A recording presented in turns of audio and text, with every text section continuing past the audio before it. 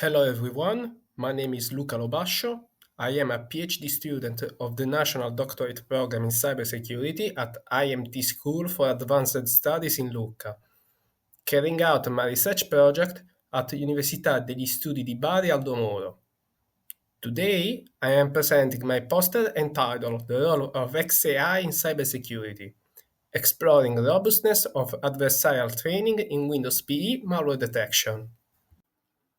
Many modern cybersecurity solutions use artificial intelligence, in particular deep learning, to accurately detect cyber threats, such as malwares and network intrusion. However, adversarial machine learning attacks compromise the reliability of decision models and therefore the trust of stakeholders towards such systems.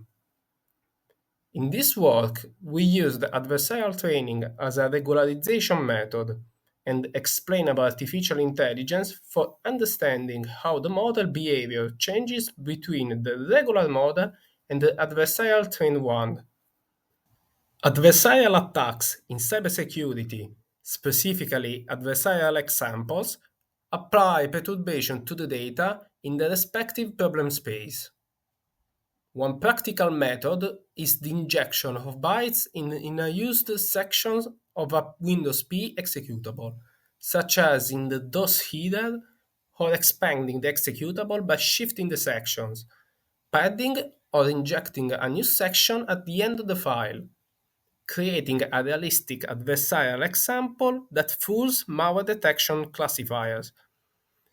The perturbation is typically optimized using white box methods, using an end-to-end malware classified as the target model.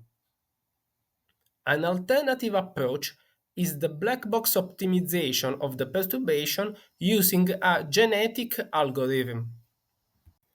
For mitigating the attack's effectiveness, adversarial training is an effective technique for improving the robustness of deep neural-based malware detectors.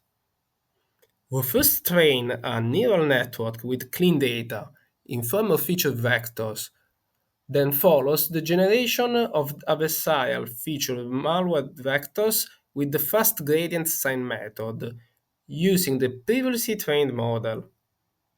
The fast gradient sign method, or FGSM, creates adversarial examples from the original data by adding a uniform perturbation created with the application of the sign function to the gradient of the loss function respect to the input data and scaled by hyperparameter to control the perturbation intensity.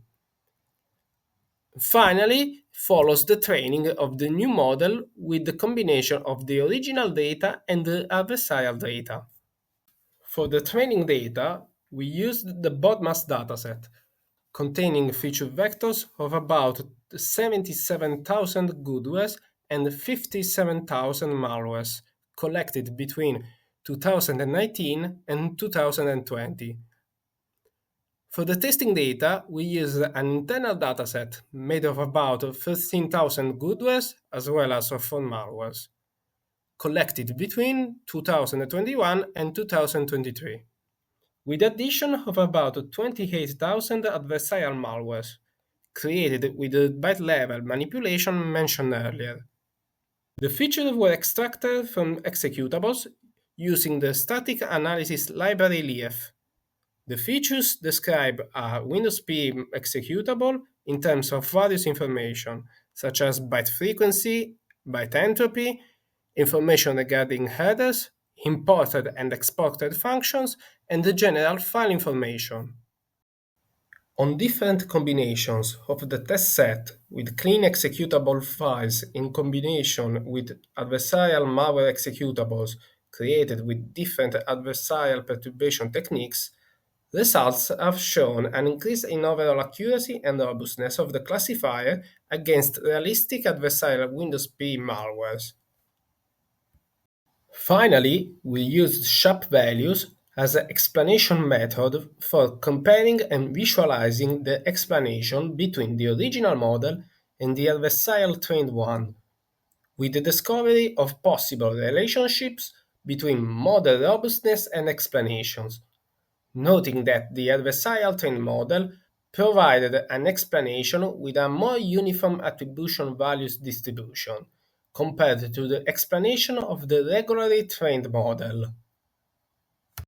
Future work aims to better understand how different regularization methods modify the model's explanations, and verifying whether it is still possible to observe a relationship between the robustness and the distribution of the future attribution values computed with different explainable AI methods. I thank you for the attention.